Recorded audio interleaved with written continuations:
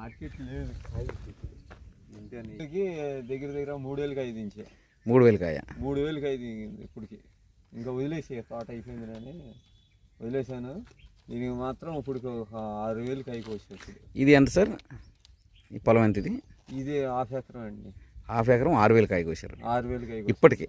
ఇంకెన్ని కాయ దిగుద్ది సార్? ఇంకా దగ్గర దగ్గర ఇంకా 8000కి కాయ దిగుద్ది. 14000. ఇంకా నెల 15 రోజులు వస్తుంది మనకి. 14000 అంటే దాదాపుగా 28000 కాయ దిగుతుంది. ఎకరానికి 28000.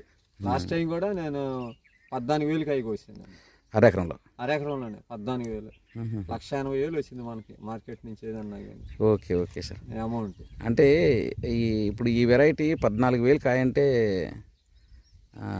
ఏం సార్ అసలు? అరెకరానికి 14000 అంటే ఎకరానికి 28000. ఎకరానికి 28000. ఎకరానికి 28000 అంటే రఫ్గా మనకి ఎంత పడుతుంది సార్ కాయ వచ్చేసి?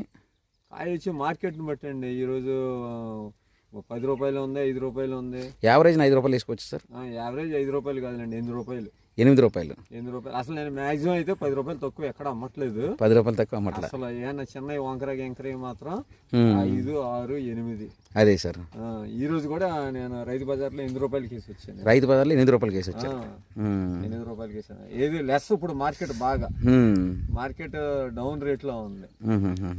అది దాని మూలాన.